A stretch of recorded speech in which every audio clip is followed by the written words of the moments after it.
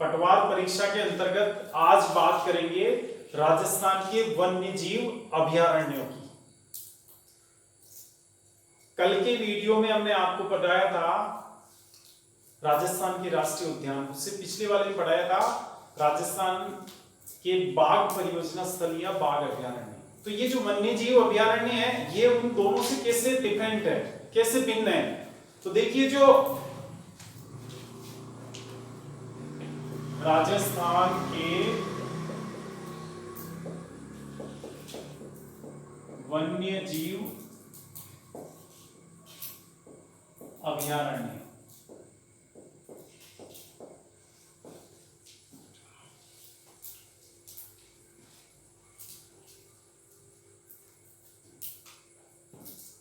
अब यहां पे जो राष्ट्रीय उद्यान थे उनकी स्थापना, यानी वो ऐसे जंगल थे जिनकी स्थापना भारत सरकार द्वारा की जाती है, केंद्र सरकार द्वारा की जाती है, संघ सरकार द्वारा की जाती है। उसकी घोषणा कौन करता है कि जैसे मुकुंदरा हिल्स राष्ट्रीय उद्यान है, इसको, इस जंगल को जब राष्ट्रीय उद्यान का दर्जा दिया गया तो किसने दिया दर्जा, नाम किसने दिया, भारत सरकार ने। दिल्ली से प्रस्ताव स्वीकृत हो गया, या प्रस्ताव तो राजस्थान सरकार ने भेजा कि हम इस जंगल को, मुकुंदरा हिल्स जंगल को, या ये कहा गया कि दर्रा जो वन्य जीव अभयारण्य है इसको राष्ट्रीय उद्यान का दर्जा देना चाहते हैं। हम चाहते हैं कि राष्ट्रीय उद्यान का नाम मिले इसको, आप इसको राष्ट्रीय उद्यान की सूची में शामिल करो। तो फिर भारत सरकार ने, राजस्थान सरकार के इस प्रस्ताव को स्वीकार कर लिया और उस वन्य जीव अभयारण्य का, या दर्रा वन्य जीव अभयारण्य जो था उसका नाम क्या हो गया, मुकुंदरा हिल्स राष्ट्रीय उद्यान। यानी एक बात तो क्या स्पष्ट हो गई कि राष्ट्रीय उद्यानों की स्थापना भारत सरकार करती है। दूसरी बात, जो वन्य जीव अभयारण्य है उनकी स्थापना कौन करेगी, संबंधित राज्य की सरकार। जैसे राजस्थान के वन्य जीव अभयारण्य है तो इनकी स्थापना कौन करेगी, राजस्थान सरकार करेगी। कुंभलगढ़ वन्य जीव अभयारण्य है, इसकी स्थापना किसने की, यानी कुंभलगढ़ के आसपास जो जंगल है उसको वन्य जीव अभयारण्य घोषित किसने किया, राजस्थान सरकार ने। मध्य प्रदेश में कोई वन्य जीव अभयारण्य है तो उसकी घोषणा वहां की सरकार करती है, मध्य प्रदेश की सरकार। गुजरात में है कोई तो गुजरात की सरकार करेगी, राजस्थान में है तो राजस्थान की सरकार करेगी। ठीक है, एक तो स्थापना वाली बात होगी, इस आधार पर डिफरेंट है। दूसरा है कि राष्ट्रीय उद्यानों में कोई व्यक्ति बिना परमिशन के एंटर नहीं कर सकता, लेकिन वन्य जीव अभयारण्य में जा सकता है। यहाँ जाना आसान होता है, घूमना आसान होता है, साल के 12 महीने आप घूम सकते हैं। अभी जैसे राष्ट्रीय उद्यान है तो अभी मानसून सीजन चल रहा है ना, तो 1 जुलाई से 30 सितंबर तक राजस्थान के सारे राष्ट्रीय उद्यान बंद है, केवल एक मरु राष्ट्रीय उद्यान के अलावा बाकी सभी राष्ट्रीय उद्यान बंद है। बरसात के सीजन में उनको बंद रखा जाता है। तो जबकि वन्य जीव अभयारण्य जो होते हैं ये साधारण जंगल होते हैं, वो भी जंगल है ये भी जंगल है, ये साधारण जंगल होते हैं। इनमें एक तो जीव इतने नहीं होते हैं, जंतु इतने नहीं होते हैं, यहाँ पेड़ पौधों की प्रजातियां भी इतनी ज्यादा नहीं होती, यहाँ सघनता नहीं होती पेड़ों की, पेड़ इतने पास पास नहीं होते, जंतु भी बहुत ज्यादा नहीं होते, उनका घनत्व भी कम होता है। समझ गए। अब दूसरी बात, बाघ अभयारण्य। बाघ अभयारण्यों में क्या होता है कि बाघ निश्चित रूप से मिलेगा, सरिस्का में, रणथंभौर में, मुकुंदरा में 3 बाघ अभयारण्य है, तीनों में बाघ जरूर है राजस्थान में, ऐसा नहीं कि बाघ ही नहीं है। बाकी राजस्थान के जितने भी जंगल इन 3 के अलावा और कहीं भी बाघ नहीं है, टाइगर कहीं नहीं मिलेगा आपका, पूरे राजस्थान में घूम लो आप, केवल बाघ मिलेगा मुकुंदरा में, रणथंभौर में और सरिस्का में। इसके अलावा राजस्थान के किसी जंगल में टाइगर नहीं है। तो इन जंगलों में क्या है, टाइगर तो नहीं होता, टाइगर तो बड़ा जीव माना जाता है, तो राष्ट्रीय पशु भारत का, लेकिन दूसरे जंतु होते हैं। कैसे, मान लो चीतल है, हिरण, भालू है, रीछ जिसको कहते हैं, या नीलगाय है, और हिरणों की सभी प्रजातियां होती है, और जैसे मगरमच्छ भी मिल जाएगा, अजगर मिल जाएगा, सांप मिल जाएगा, तेंदुआ मिल जाएगा, लेकिन यहाँ बाघ नहीं मिलेगा। तो ये फर्क होता है वन्य जीव अभयारण्य में और जैसे बाघ अभयारण्य में। या फिर बात करें राष्ट्रीय उद्यान और वन्य जीव अभयारण्य में क्या फर्क है, तो उस वक्त ये आपके समझ में आ गया होगा। अब चलते हैं, राजस्थान के कौन से जंगलों को वन्य जीव अभयारण्य का नाम दिया हुआ है। सभी जंगलों को वन्य जीव अभयारण्य घोषित नहीं किया हुआ राजस्थान सरकार ने। वो तो जैसे जंगल तो आपके गांव के पास भी होगा, हर गांव में हर ग्राम पंचायत में जंगल मिल जाएगा, ज्यादातर में मिल जाएगा। राजस्थान की विशेष रूप से जो पूर्वी राजस्थान की अधिकांश ग्राम पंचायतें हैं उनमें थोड़ा बहुत जंगल तो सभी में होता है ना। लेकिन क्या सबको ही वन्य जीव अभयारण्य थोड़ी घोषित कर रखा है गवर्नमेंट ने। कुछ एक ही जंगल ऐसे हैं राजस्थान में जिनको वन्य जीव अभयारण्य घोषित किया हुआ है। अब वो कौन से ऐसे जंगल, वो यहाँ जो हम पढ़ेंगे, लेकिन यहाँ एक बात विशेष ध्यान रखनी, चूंकि हम जिस परीक्षा के लिए इसकी पढ़ाई कर रहे हैं उसमें बहुत डीप में जाने की आवश्यकता नहीं है, इसलिए बात उतनी करेंगे कि आपकी एग्जाम की आवश्यकताएं पूरी हो जाए। तो यहाँ एक तो आपको अभयारण्य का नाम आना चाहिए, और दूसरी बात उसका जिला आना चाहिए, और तीसरी बात आपको आनी चाहिए नक्शे में उसकी लोकेशन। बस ये 3 चीजें आप याद रख लेना, वो सफिशिएंट है। आप इससे संबंधित जो भी क्वेश्चंस आएंगे सोल्व कर लेंगे। तो पहली बात, राजस्थान के वन्य जीव अभयारण्य कौन कौन से हैं? तो नंबर 1 पे जाएंगे। इसमें देखो जयसंबंध वन्य जीव अभयारण्य, और ये जो जयसंबंध वन्य जीव अभयारण्य है ये है उदयपुर जिले में। उदयपुर जिला कहां पर है? उदयपुर जिले में। और जयसंबंध वैसे आप जानते हैं मानव निर्मित झील है, और इस झील में काफी पानी भी आपको हमेशा मिल जाएगा। तो अब यहां नक्शे में आपको इसकी लोकेशन बताते हैं। तो इसकी देखिए लोकेशन,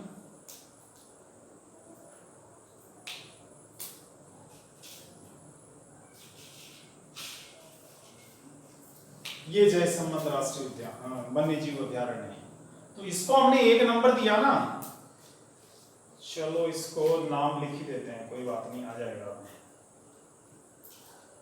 1 नंबर लिख दिया मैंने नाम में। तो ये 1 नंबर है। 1 नंबर का मतलब जयसंबंध वन्य जीव अभयारण्य कौन से जिले में है? उदयपुर जिले में। इसी उदयपुर जिले में चलेंगे सज्जनगढ़ वन्य जीव अभयारण्य। सज्जनगढ़ बायोलॉजिकल पार्क भी है। सज्जनगढ़ वन्य जीव अभयारण्य भी उदयपुर में ही है। और इसकी लोकेशन आप देखेंगे ये सज्जनगढ़ की, और इसका नंबर है हमने दिया दूसरा, ये लिख देते हैं 2 नंबर। अच्छा दिखाई नहीं देगा आपको पूरी तरह से, चलो कोई बात नहीं, इसको बड़ा लिख देते हैं।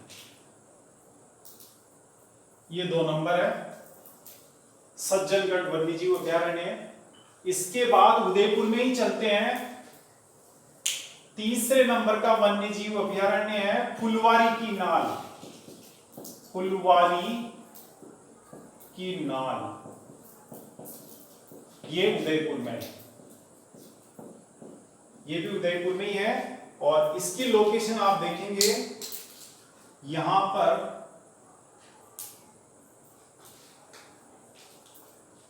ये कौन सा अभयारण्य हो गया आपका? 3 नंबर। ये 3 नंबर वन्य जीव अभयारण्य। आगे चलते हैं, 4 नंबर पे आपके सीता माता।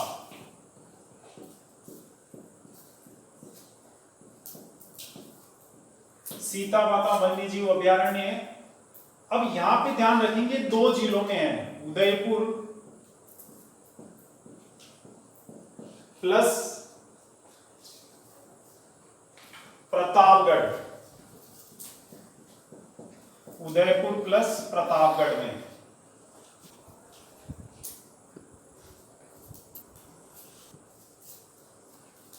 उदयपुर और प्रतापगढ़ जिलों में विस्तृत है ये।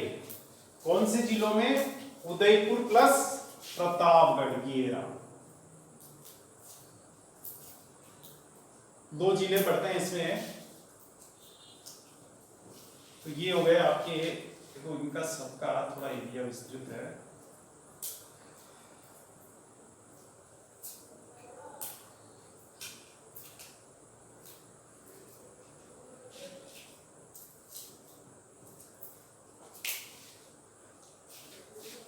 ये हो गया आपके, कौन सा नंबर आएगा, 4 नंबर, 4 नंबर, यानी सीता माता उदयपुर और चित्तौड़गढ़ जिलों में, सॉरी उदयपुर और प्रतापगढ़ जिलों में। ये प्रतापगढ़ पड़ता है यहाँ उदयपुर के ऊपर, क्योंकि उदयपुर और प्रतापगढ़ की सीमाएं लगती हुई है, तो ये सीमावर्ती इलाके में ये सीता माता अभ्यारण्य है। और ये वैसे राजस्थान में सागवान के वृक्ष पाए जाते हैं बहुतायत में। यहाँ सागवान के वृक्ष, इस सागवान एक इमारती लकड़ी है, कीमती इमारती लकड़ी है, सागवान के वृक्ष। यहाँ पे कौन से वृक्ष मिलते हैं बहुत ज्यादा संख्या में, जितने अभ्यारण्य है राजस्थान में उनमें सबसे ज्यादा सागवान के पेड़ इस सीता माता में, ये ध्यान रखेंगे। और उड़न गिलहरियों के लिए भी ये प्रसिद्ध है। गिलहरियां एक उड़ने वाली गिलहरी भी होती है, उसको उड़न गिलहरी कहते हैं, उसके लिए भी ये प्रसिद्ध है। उड़न गिलहरियां यहीं पे देखने को मिलेगी आपको, उड़न गिलहरियां।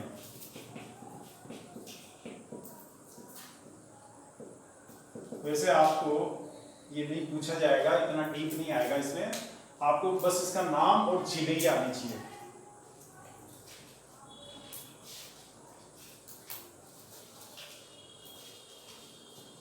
आगे चलेंगे तो वहीं पर ही माउंट आबू, सभी जानते हैं राजस्थान का एकमात्र हिल स्टेशन माउंट आबू अभ्यारण्य। और आप ये भी जानते हैं जिला कौन सा इसका, सिरोही, सिरोही जिला है ना। ये जितने भी लिखे हैं तो ये जिले हैं, शहर नहीं है, ऐसा नहीं है शहर में है, ये जिले हैं। सिरोही जिले में है माउंट आबू अभ्यारण्य, यहां लिख देते हैं ऊपर अभ्यारण्य, और यहां आ जाएगा जिला। तो यहां पे सिरोही जिले में माउंट आबू है, और गुजरात के बॉर्डर के पास ही है, बिल्कुल ज्यादा दूर नहीं, गुजरात वहां से।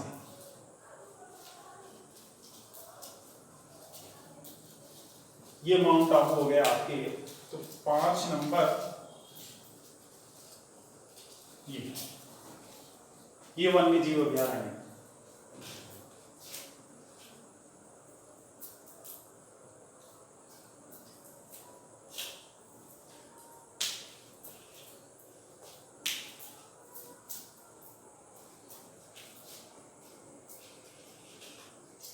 अब चलते हैं ऊपर की तरफ। तो आप चलो एक बार इसका स्क्रीनशॉट ले लें, मैं फिर आगे बढ़ते हैं।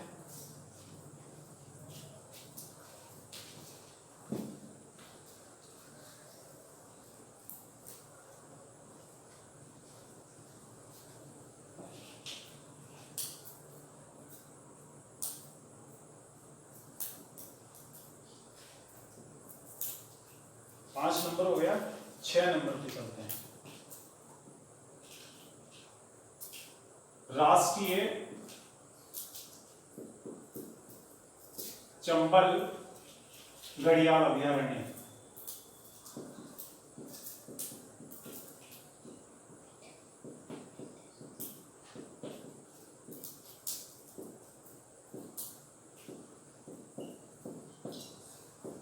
चंबल घड़ियाल अभ्यारण्य। अब ये जिले कौन कौन से पड़ेंगे, देखो सवाई माधोपुर,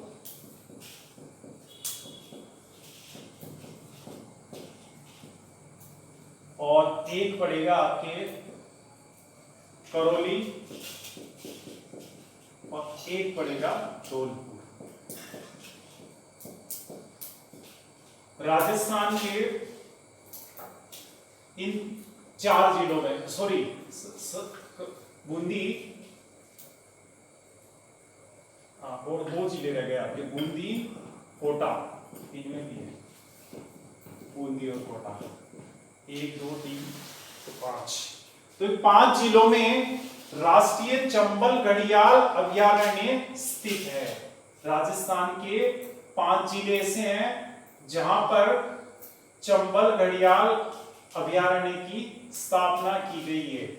चंबल मतलब यहां देखेंगे आप, ये ऐसे जा रहा है, ये चंबल के किनारे पूरा ही है, ये दोनों साइड में। और चंबल नदी में उसके किनारों पर क्या है, घड़ियाल बहुत ज्यादा बसते हैं, घड़ियालों की तादाद बहुत है। घड़ियाल आप जानते हैं, एलिगेटर बोलते हैं इसको। और मगरमच्छ का ही दूसरा रूप होता है घड़ियाल, उसमें मगरमच्छ में ज्यादा फर्क नहीं होता है। तो घड़ियालों की सबसे ज्यादा संख्या यहाँ पाई जाती है इस चंबल नदी में। इसलिए चंबल नदी में कभी जाए तो सोच समझ के पानी में उतरे। घड़ियाल महोदय बैठे रहते हैं अंदर, वहां आपको किनारे पे मिल जाएंगे धूप सेकते हुए, और अंदर पानी में तो रहते ही है। तो ये राजस्थान के 4 जिले हैं, 5 जिले, बूंदी, कोटा, बूंदी,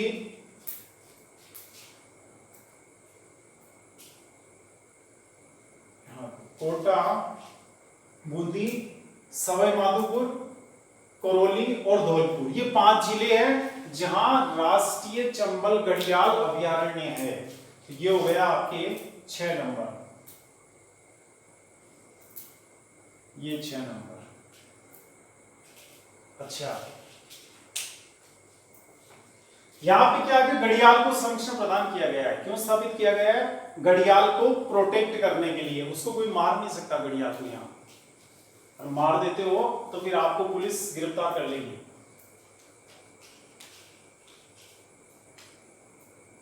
आगे चलेंगे, ताल छापर। ताल छापर चूरू जिले में है वैसे।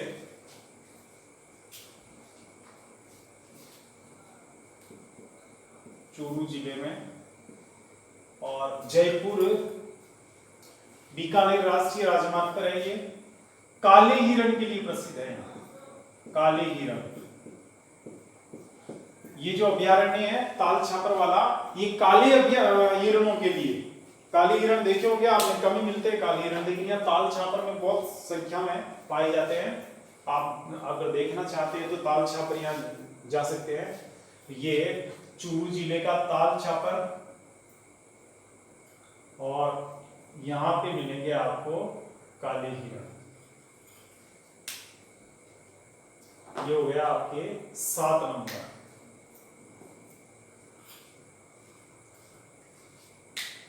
जयपुर, बीकानेर से जो जयपुर आ रहा है राजमार्ग, राष्ट्रीय राजमार्ग, उस पर स्थित है ये ध्यान रखेंगे इसको।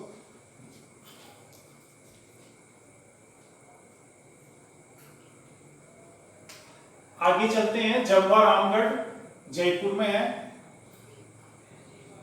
जमुआ रामगढ़, जमुआ रामगढ़ बांध भी है यहाँ। पहले जयपुर शहर में जलापूर्ति होती थी यहाँ से, अब बिसलपुर बांध बन जाने के कारण बिसलपुर बांध से होने लग गई है। तो जयपुर जिला, बाणगंगा नदी पे जमुआ रामगढ़ बांध बना हुआ है, और उस बांध के निकट ही स्थित है जमुआ रामगढ़ वन्यजीव अभयारण्य। लोकेशन दिखा देते हैं आपको, 8 नंबर।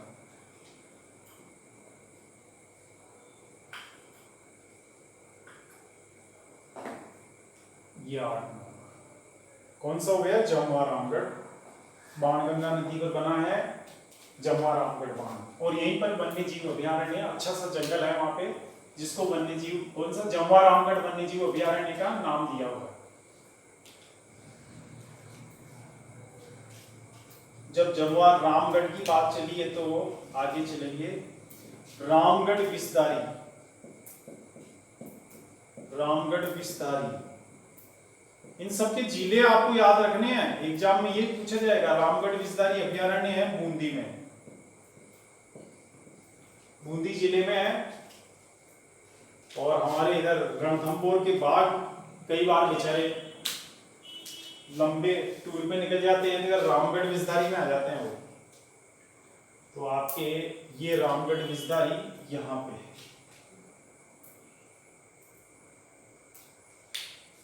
रामगढ़ विस्तारी, ये 9 नंबर।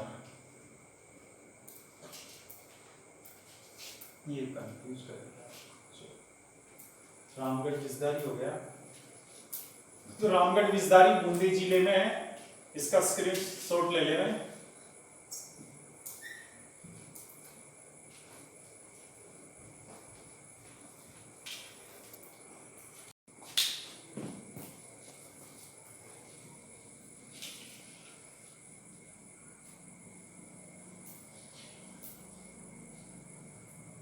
आइए आगे 10 नंबर पे शेरगढ़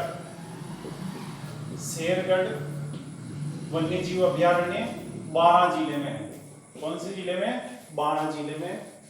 और ये लोकेशन है इसकी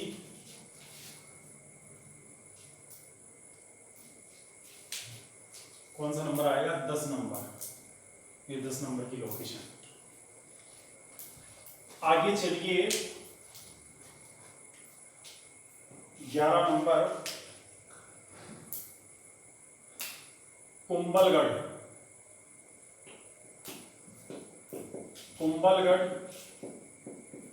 ये वही कुंभलगढ़ है जो किले के लिए जाना जाता है। राजसमंद, पाली और उदयपुर, ये 3 जिलों में विस्तृत है। ये ध्यान रखेंगे। अक्सर एग्जाम में लड़के क्या करके आते हैं, राजसमंद में है ना साहब कुंभलगढ़, तो राजसमंद ठोक दिया। लेकिन ये अभयारण्य है, ऐसी जगह स्थित है कि यहाँ 3 जिलों की सीमाएं मिल रही है और इन तीनों जिलों में थोड़ा थोड़ा ये फैला हुआ। हालांकि ज्यादा भाग इसका राजसमंद में है, लेकिन कुल मिलाकर ये 3 जिलों में फैला है। और इसमें वैसे भेड़ियों के लिए प्रसिद्ध है। ये भेड़िया बहुत ज्यादा पाए जाते हैं यहाँ भेड़ियों के लिए। और क्या नाम इसमें है, रणकपुर का जैन मंदिर भी इसके पास ही है। यानी जैसे आपसे पूछ रहे कि रणकपुर जैन मंदिर के पास कौन सा अभयारण्य स्थित है? रणकपुर जैन मंदिर पाली में है ना, के पास। और ये आपको लोकेशन बता देते हैं यहां पे, ये कुंभलगढ़ वन्य जीव अभयारण्य है। नंबर आएगा इसका 11। चलिए आगे कुंभलगढ़ के पास से फिर आ रहा है टाटगढ़ रावली।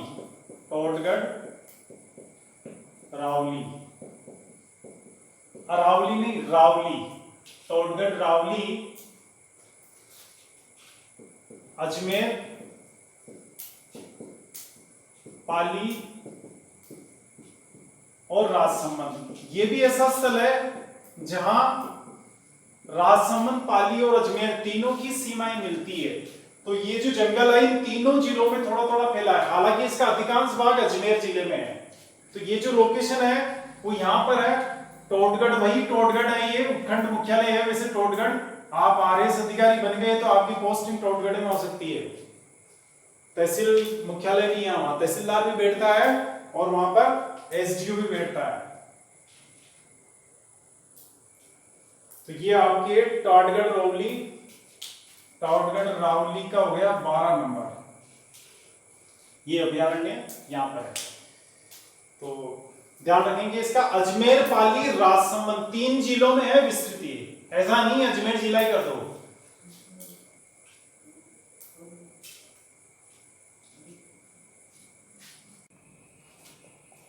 तेरह नंबर केला देवी अभयारण्य, वन्य जीव अभयारण्य करौली प्लस सवाई माधोपुर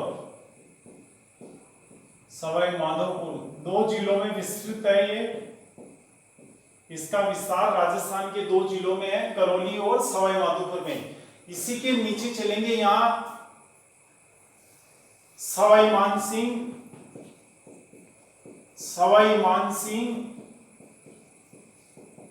अभयारण्य, यह है सवाई माधोपुर में।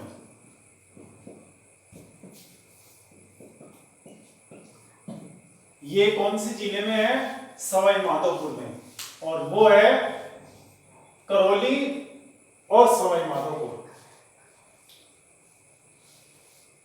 अब यहां पे क्या है कि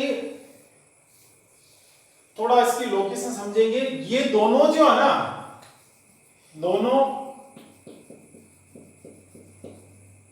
ये दोनों 13 नंबर और 14 नंबर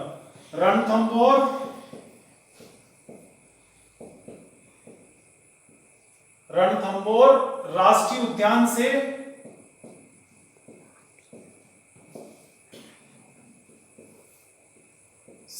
सटे हुए हैं, यानी लगते हुए हैं। एडजॉइनिंग है, सटे हुए हैं।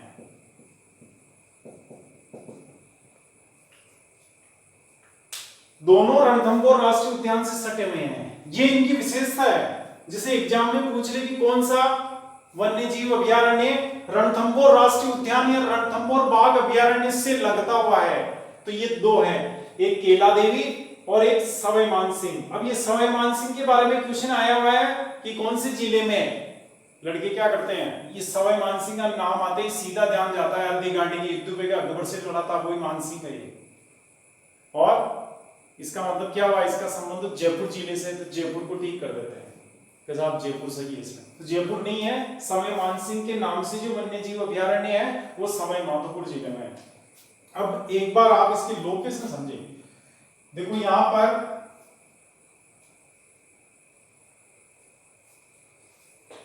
ये तो है रणथंभौर राष्ट्रीय उद्यान। अब इससे लगता हुआ ये तो रणथंभौर हो गया। ये कौन सा अभयारण्य है, राजस्थान का रणथंभौर राष्ट्रीय उद्यान, रणथंभौर।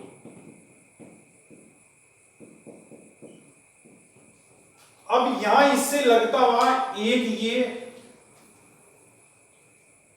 अभयारण्य है और इधर एक लगता हुआ है एक अभयारण्य और है।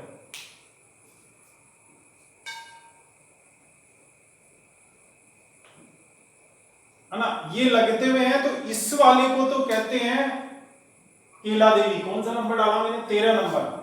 तो ये तो है 13 नंबर केला देवी, ये लगता हुआ, और ये है 14 नंबर, ये 14 नंबर है। इस नोट को थोड़ा छोटा लिख देते हैं यहां। तो ये 14 नंबर है, कौन सा, सवाई मानसिंह सेंचुरी। तो यहां पर ये रणथंभौर राष्ट्रीय उद्यान है, ये दोनों अभयारण्य इस रणथंभौर राष्ट्रीय उद्यान से लगते हुए हैं। और ये जो है वो 2 जिलों में विस्तृत है, केला देवी करौली और सवाई माधोपुर में, और रणथंभौर है सवाई माधोपुर में, और सवाई मानसिंह है सवाई माधोपुर में। समझ गए। अब यहां क्या होता है कि बाघ, कई बार आपने समाचार पत्रों में पढ़ा होगा कि रणथंभौर से 2 बाघ गायब हुए, पता लगा कहां गए, बीटे बिस्तर बांध के कहां चले गए। तो साहब काफी ढूंढा तो एक का पता लगा कि एक तो केला देवी में घूम रहा है और एक इधर घूम रहा है सवाई मानसिंह में। कई बार सवाई मानसिंह से आगे भी ये पड़ता है, कौन सा, रामगढ़ विजदारी बूंदी का, वहां भी चले जाते हैं कि एक बार तो वहां रामगढ़ विजदारी में देखा गया। समझ गए। तो ये क्या लगते हुए ही हैं। और यहां तो मैं दिल्ली मुंबई रेल मार्ग गुजरता है इस जगह की, जहां रामगढ़ विजदारी का ये जो इलाका आता है इस जंगल के पास से होके, तो वो ट्रेक के दोनों तरफ जंगल है वहां। अच्छा, इसमें क्या है मामला, अभी भारत सरकार की यहाँ और राजस्थान सरकार की यहाँ एक प्रस्ताव विचाराधीन है, क्या, कि हम रणथंभौर को, केला देवी को और सवाई मानसिंह को, नीचे रामगढ़ विजदारी को, इधर जवाहर सागर को या मुकुंदरा हिल्स राष्ट्रीय उद्यान को जोड़कर एक टाइगर कॉरिडोर बनाना चाह रहे हैं। टाइगर कॉरिडोर, क्योंकि ये टाइगर क्या कर रहे हैं मैंने बताया, जैसे आपको कई बार केला देवी में चले जाते हैं, कई बार रामगढ़ विजदारी में आ जाते हैं, कई बार सवाई मानसिंह में आ जाते हैं, तो क्यों न इनके लिए एक बना ही दिया जाए जंगल, जंगल कॉरिडोर। कॉरिडोर का मतलब ये होता है कि जैसे ये जंगल, कॉरिडोर का मतलब क्या होता है, यहां समझिए आप, ये जंगल और ये जंगल, अब बीच में जंगल नहीं है तो यहां भी जंगल बना दिया जाए। ये जो लिंक रोड होता है ना, ये कॉरिडोर कहलाता है, ये कॉरिडोर। तो अभी क्या कर रही है सरकार, एक प्रस्ताव विचाराधीन में, सबको, वैसे ये तो जुड़े हुए हैं तीनों ही, फिर इसको भी जोड़ दो इससे, रामगढ़ विजदारी से। जंगल है, थोड़ा जंगल इसको पैक कर देंगे जंगल को, और इधर फिर इसको मुकुंदरा हिल से जोड़ देंगे, जवाहर सागर से इससे। तो क्या होगा, टाइगर आराम से इतने विस्तृत एरिया में घूम फिर सकेंगे। समझ गए। इसके अलावा फिर यहाँ रणथंभौर में आपको ये भी मालूम है इनका घनत्व बढ़ता जा रहा है, जितनी जगह है ना यहाँ उसकी तुलना में टाइगर्स की संख्या अधिक होगी। जब संख्या अधिक हो जाती है तो या तो टाइगर आपस में लड़के मर जाते हैं, या फिर क्या करते हैं, पार्क से बाहर आकर गांव में हमले करते हैं, वहां जान माल को नुकसान पहुंचाते हैं। तो ये टाइगर कॉरिडोर इससे विचाराधीन है। तो आप समझ गए ये दोनों अभयारण्य रणथंभौर राष्ट्रीय उद्यान से लगते हुए हैं।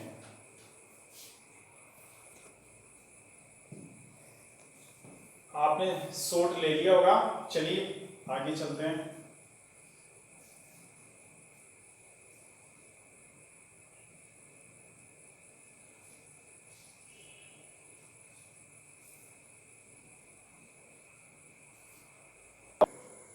पंद्रह नंबर के नीचे बैंसरोडगढ़, ये है चित्तौड़गढ़ में, चित्तौड़गढ़ जिले में है बैंसरोडगढ़, रावतभाटा के पास। रावतभाटा परमाणु ऊर्जा केंद्र है ना, और रावतभाटा जल विद्युत केंद्र भी है, रावतभाटा में बांध भी है। तो रावतभाटा वैसे चित्तौड़गढ़ जिले में पड़ता है। वैसे कई लोग इसको कोटा में समझते हैं, नहीं कोटा में नहीं है, प्रशासनिक रूप से ये चित्तौड़गढ़ जिले का भाग है रावतभाटा, याद रखेंगे इसको। कोटा शहर नजदीक है वहां से, चित्तौड़गढ़ शहर दूर है, लेकिन प्रशासनिक रूप से वो जो जमीन है रावतभाटा की, वो चित्तौड़गढ़ जिले का हिस्सा है। तो याद रखेंगे इसको। बैंसरोडगढ़ तहसील है, तो बैंसरोडगढ़ में के पास ही है बैंसरोडगढ़ अभयारण्य। तो यहां पे आप जानेंगे, ये सीता माता हो गया, ये बस बैंसरोडगढ़ यहां पे पड़ेगा, ये बैंसरोडगढ़। और इसके पास ही मैं आपको एक और बता देता हूं, यहाँ पे एक अभयारण्य है बस्सी, चित्तौड़गढ़ के पास। तो ये तो बैंसरोडगढ़ हो गया, और ये है बस्सी, ये भी चित्तौड़गढ़ में ही है। ये जंगल भी चित्तौड़गढ़ में ही है। तो आपके चित्तौड़गढ़ में हो गए दो, इधर 15 नंबर ये, और 16 नंबर ये याद रखेंगे इसको।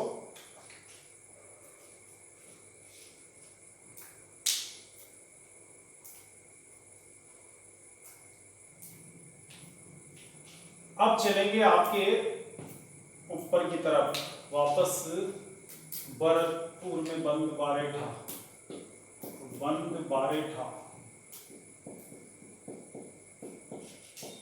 बंदबारेठा वन्यजीव अभयारण्य है भरतपुर में। इसकी लोकेशन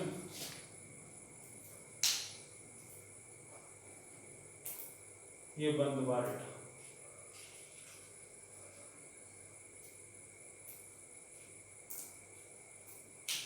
बंदबारेठा का हो गया 17 नंबर, ये बंदबारेठा।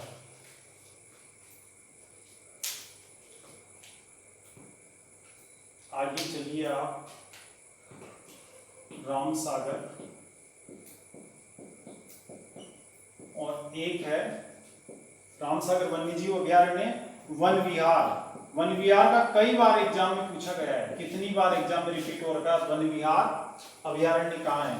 वन विहार तो ये दोनों ही है, धौलपुर में।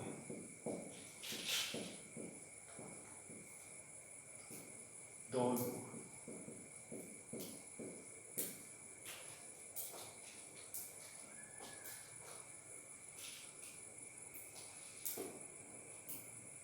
ये धौलपुर में है, ध्यान रखेंगे इसको।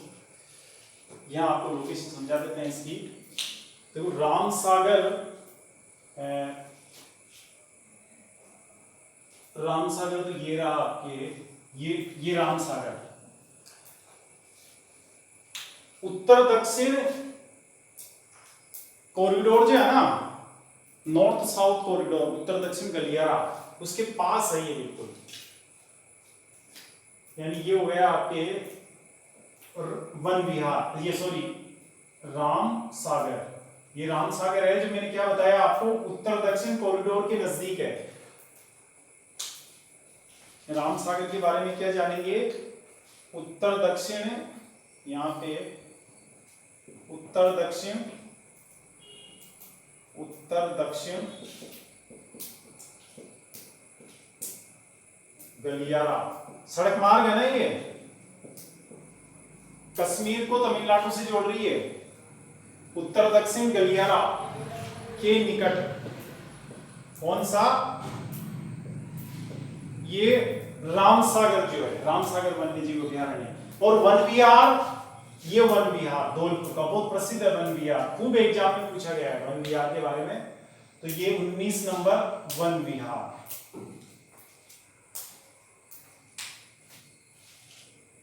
इसका थोड़ा सा चंबल वाला क्या है कि ये राजस्थान और मध्य प्रदेश का जो बॉर्डर है उससे लगता हुआ ये एक तरह से,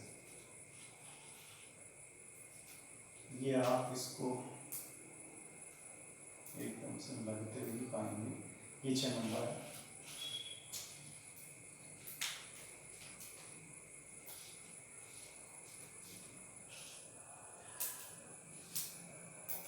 कितने हो गए? 19। चलिए साहब, एक रह गया जवार सागर, इसका स्क्रीनशॉट ले लें। अच्छा, इस धौलपुर में एक केसर बाग भी है, 20 नंबर केसर बाग है धौलपुर में। धौलपुर जिले में ही है केसर बाग। धौलपुर जिले में केसर बाग वन्य जीव अभयारण्य। 3 हो गए धौलपुर में, तो 20 हो गए आपके। ये केसर बाग भी धौलपुर में है। आगे चलेंगे, एक और रह रहा है आपके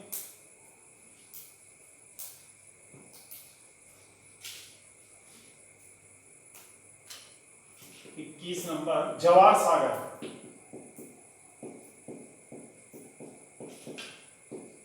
जवार सागर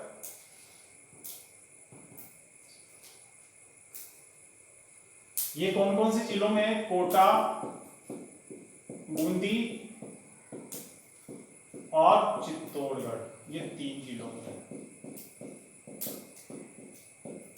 कोटा, बूंदी और चित्तौड़गढ़, इन 3 जिलों में जवार सागर अभयारण्य स्थित है। और इसका कुछ भाग अभी मुकुंदरा इस राष्ट्रीय उद्यान में मिला दिया गया है। इस जगह पड़ेगा ये जवार सागर। 21 नंबर साहब, ये 21 नंबर जवार सागर। तो ये आपके वन्य जीव अभयारण्य हो गए। और इनके बारे में अपने को लोकेशन याद रखनी है। एक तो नक्शे में, आजकल नक्शे में पूछने लग गए, तो ये लोकेशन याद रखेंगे। और दूसरी बात, इनका जिला निश्चित रूप से आना चाहिए। 1000% आपको प्रत्येक वन्य जीव अभयारण्य का जिला याद रखना है, उसमें कोई समझौता नहीं है। समझ गए? बस ये जिला और लोकेशन।